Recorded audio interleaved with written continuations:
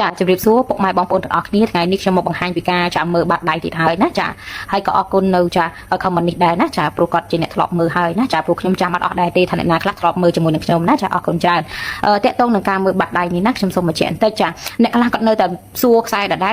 ចាអ្នកខ្លះទៀតមានទាំងឆាតសួរទៅទៀតដែលគាត់មិនទាន់ស្គាល់ច្បាស់ពីខ្សែណាចាអញ្ចឹងខ្ញុំចង់បញ្ជាក់បន្តិចចារឿងខ្សែនេះឲ្យតែយើងច្បាស់នៅខ្សែជោគគីតាទាំង3ហើយក៏អាចមើលដឹងរឿងរ៉ាវត្រូវច្រើនដែរណាចាបើយើងមិនច្បាស់ខ្សែគោលទាំង3នេះគឺមើលមិនបានមិនច្បាស់ទេណាចាខ្សែទី1ខ្សែជីវិតខ្សែទី2ខ្សែខួរក្បាលទី3ខ្សែបេះដូងនេះខ្ញុំបងលេខឲ្យមើលណា1 2 3ចាជំហានទី1ចង់ឲ្យរៀនចេះតែចាខ្សែគោលទាំង3នេះទៅព្រោះខ្សែគោលទាំង3នេះគឺជាជោគជតាសាងនៃការដំណើរជីវិតរបស់មនុស្សម្នាក់ៗហើយដូចខ្សែជីវិតនេះយើងពិនិត្យមើលណានេះខ្ញុំយកខ្សែដៃដែលរញ៉េរញ៉ៃដើម្បីឲ្យបងប្អូនងាយស្រួលមើលណាដូចខ្សែជីវិតរបស់គាត់នេះដាច់រញ៉េរញ៉ៃណាចាហើយដាច់កន្លែងនេះកុំឆ្ងល់ថាជាខ្សែ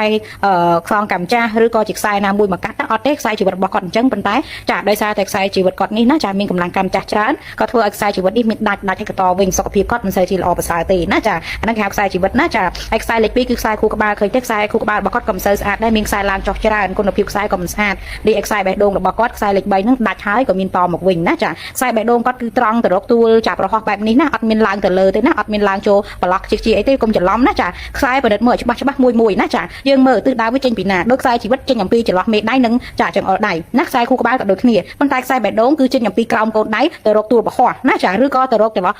គេហៅថាចន្លោះជាហ្នឹងហើយគេហៅខ្សែបេះដូងណាវាមានទម្រង់ខុសគ្នាឬក៏ខ្សែបេះដូងខ្លះឈប់ត្រឹមចាពាក់កណ្ដាលនៃម្រាមដៃកណ្ដាលឬក៏ហៅថាទួលសៅចាអញ្ចឹងរឿងខ្សែជោគគីតាទាំង3នេះឲ្យតែយើងច្បាស់នៅទិសដៅដែលវាចេញអាហ្នឹងគឺយើងអាចមើលបានហើយណាចាបើអត់ច្បាស់អាហ្នឹងទេទៅរៀនតែមើលខ្សែខ្សែនេះខ្សែជំនួយចេះខ្សែត្រីកោណណាខ្សែនេះ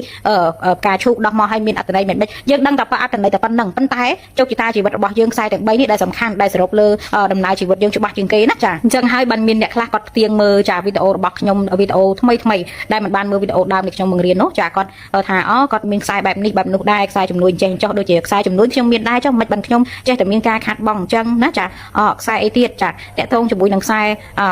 ព្រះអាទិត្យល្អមិនក៏ខ្ញុំនៅតែវេទនាបើយើងអត់ចេះមើលពិនិត្យមើលលើខ្សែជីវិតរបស់យើងផងថាត្រូវជួបអីខ្សែជីវិតកន្លែងខ្លះមានខ្សែសងកម្មចាស់អ្នកខ្លះជីវិតជួបបញ្ហាច្រើនប្រត់ប្រាស់ច្រើនដោយសារតែខ្សែគោលទាំង3ហ្នឹងមិនល្អចាណាចាអញ្ចឹងឲ្យពិនិត្យមើលណាចាបន្ទាប់ពីមើលខ្សែគោលហ្នឹងលម្អិតអស់ហើយណាចាទៅគេឲ្យមើលខ្សែជំនួយផ្សេងខ្សែវាសនាផ្សេងដែលនៅលើដៃគេហៅខ្សែជំនួយហ្នឹងណាចាហើយមើលចាតួដៃអីមើលចាតាយ៉ាងមិនដែរតួដៃហ្នឹងគឺវាពេញលក្ខណៈអត់បើពេញលក្ខណៈគឺមានន័យថាមានសម្ពាធ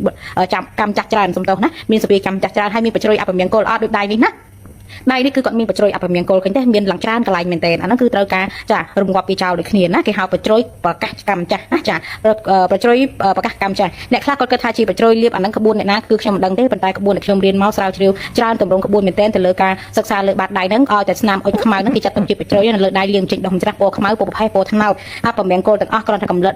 របស់វាខ្លាំងឬក៏ខ្សោយគឺទៅតាមពណ៌របស់វាពណ៌ខ្មៅគឺខ្លាំងជាងគេចាណាចាអញ្ចឹងគឺនៅសិក្សាច្រើនទៀតដៃចាមានទាំងអាចរាប់ខែបានទៀតថាអ្នកហ្នឹងក្នុងឆ្នាំហ្នឹងទូរស័យយ៉ាងមិនដែរចរន្តជើងយ៉ាងមិនដែរហើយខែណាល្អខែណាមិនល្អរាប់បានទាំងខែទៀតណាវាច្បាស់ដល់កម្រិតហ្នឹងណាចាអញ្ចឹងហើយបើអ្នកខ្លះគាត់រៀនមិនតាន់ដឹងច្បាស់ផងចេះតែចែកម្លែងអញ្ចឹងធ្វើឲ្យអ្នកដែលគាត់ចាំមើលហ្នឹងគាត់អស់ជំនឿវាខុសចាដោយសារយើងអត់ច្បាស់នឹងឯងអញ្ចឹងដែលយល់ថាវាជាមើលបាត់ដៃចេះមើលលេងមិនច្បាស់អញ្ចឹងហើយបាត់ជាមានអ្នកខ្លះផ្ញើដៃមកឲ្យខ្ញុំគាត់ថាមើល free អត់ទេណាចាគឺខ្ញុំមើលតម្លៃសេវាត្រឹមត្រូវហើយចាំមើលនោះគឺមើលឲ្យច្បាស់ទៅតាមចាខ្សែដែលមានទៀតផងណាចាអរគុណច្រើនសម្រាប់ការមើលវីដេអូនេះ